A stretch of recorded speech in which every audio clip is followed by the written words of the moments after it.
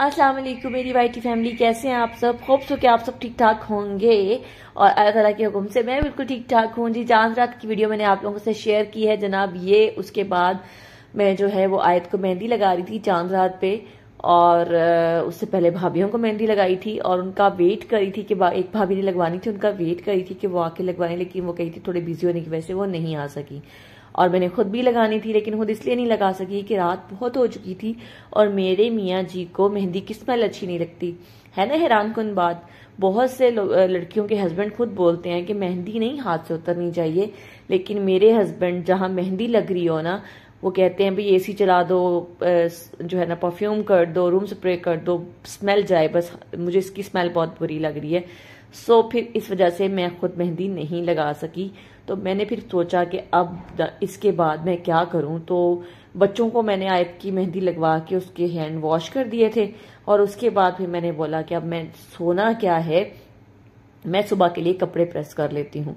सो जनाब ये देखें, इस वक्त तकरीबन 1:45 का टाइम है और मैं सारे कपड़े फैला के बैठी हुई हूँ। आसिम जो है वो सो चुके हैं, अजहान भी सो गया है और यहाँ पे आसिम के दोनों सूट मैंने प्रेस करके हैंग कर दिए और बच्चों के अबीद के ड्रेसेस में जो है वो प्रेस कर रही हूँ। ये है मेरे शहजादे का नन्हे मुन्ने का सूट और ये मैं अपने नन्हे मुन्ने का सूट प्रेस कर रही हूँ यहाँ पे। और नींद भी आ रही है मुझे और ये भी पता है कि सुबह जो है वो जल्दी उठना है, लेकिन क्या करें, मेरा दिल है कि काम खत्म करके सोया जाए। और चांद रात की यही रूटीन होती है, कुछ मीठा बना लो, कुछ सुबह की तैयारी कर लो, सुबह के ड्रेसेस प्रेस कर लो और जनाब फिर मैं बच्चों के ड्रेस प्रेस करके जो है वो ऐसी आंख लगी कि ईद की नमाज आसिम जो है वो रेडी थे, कपड़े खुद ही पहन के चले गए, बच्चों को मैं उठा ही नहीं पाई। सो अम्मी ने मुझे आके तकरीबन 6:45 बजे बोला कि ईद है आज उठ जाओ। सो मैंने फिर उठने के फौरन बाद जो है वो खाना तैयार किया। आलू गोश्त बनता है हमारे घर में ईद के दिन, यहाँ कभी पाया वगैरह बनते हैं लेकिन आज आलू गोश्त बना रही थी मैं। यहाँ पे मैंने बना के रेडी करके रखी है चना चाट। मैं थोड़ी लेट उठी थी इसलिए आपके साथ रेसिपीज तो शेयर नहीं कर सकी, वही रूटीन की रेसिपीज हैं। चना चाट मैं 2 तरह की बनाती हूँ, एक इमली वाली चना चाट बनाती हूँ और अक्सर लोग इसमें ब्लैक जो है वो चने यूज करते हैं, लेकिन मैंने व्हाइट की और एक दही वाली। सो जनाब ये मैंने अपने बच्चों के आज के कपड़े निकाल के रखे हैं। ईद की ड्रेसिंग आज ये है जी, ये सबसे छोटे वाले का सूट है, रात को मैंने प्रेस करके रख दिया था। और देखिए मेरा के वेस्टकोट मैंने प्रेस नहीं की और वेस्टकोट के ऊपर से मैं कार्ड उतारना भूल गई। सो ये खूबसूरत सा ड्रेस है मेरे सबसे छोटे शहजादे का और जब पहनेगा तो आप बताइएगा कि वो कैसा लग रहा था। सो जनाब ये है मेरे उससे बड़े शहजादे का सूट और ये इसके पापा को नहीं पसंद आया। वो कह रहे थे कि वो छोटे वाले, जिस तरह छोटे वाले का ड्रेस है ना उसी तरह का उसका ड्रेस होना चाहिए था, लेकिन उस टाइप के ड्रेसेस जिस शॉप से हमने लिए थे नहीं मिले। सो फिर मुझे यही लेने पड़े और ये है सबसे बड़े शहजादे का ड्रेस और ये मेरे तीनों शहजादों की ड्रेसेस हैं और ये है जी मेरी शहजादी का ड्रेस।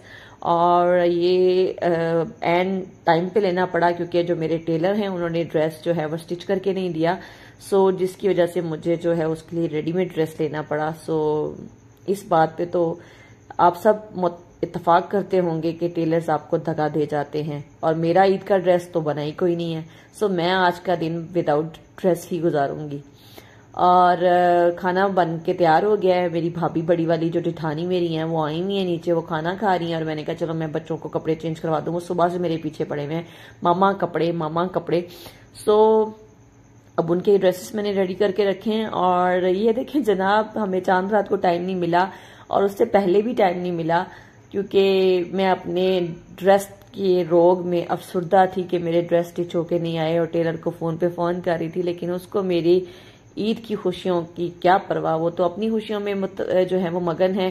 सो उन्होंने मेरे ड्रेसेस नहीं सी के दिए, लेकिन चलें कोई बात नहीं, अल्लाह ताला उनका भला करे। और जनाब यहाँ पे मैं अपने बच्चों का छोटा सा फोटोशूट करने के लिए छत पे आई थी और ये देखिए मेरे बाबू दोनों कितने प्यारे लग रहे हैं और सबसे छोटा वाला मेरा शहजादा माशाल्लाह बोलेगा अल्लाह नजरे बद से बचाए मेरे हीरो को।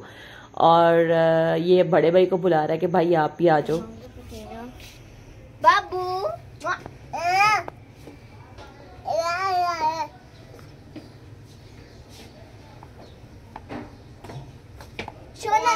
बाबू ऐसे करो, बाबू ऐसे करो।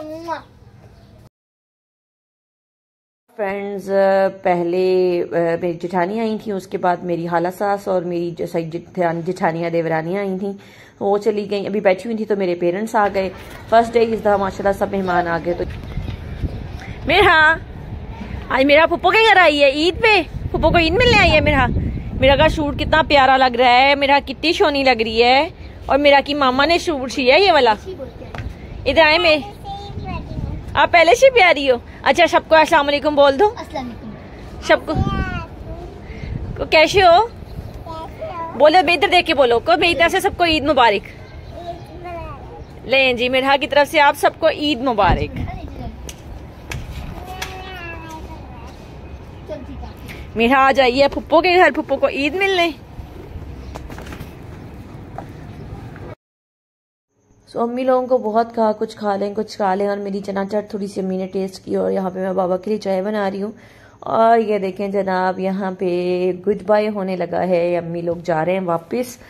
और आज जिद करी थी कि मैंने भी नानों के साथ जाना है, सो वो भी जो है वो नानों के साथ जा रही है। और यहाँ पे अब्बू नमाज पढ़ने गए हुए हैं, उनका वेट कर रहे हैं सब रुक के। और ये गली में देखें जी, बच्चे जो हैं वो खेल रहे हैं। मुबीन भाई के साथ आए थे सब, मुबीन गाड़ी लेने गया है।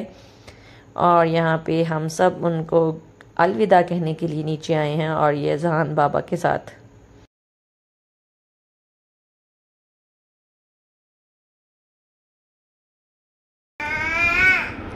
गला खराब हो जाएगा।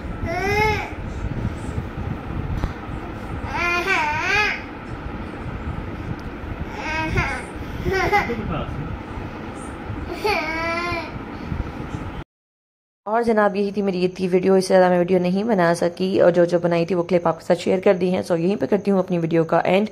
सो छोटी छोटी खुशियों में खुश रहना सीखे, बड़ी बड़ी खुशियों को बांटना सीखे। अपना बहुत सा ख्याल रखिएगा, मुझे दुआ में याद रखिएगा। अल्लाह निगहबान।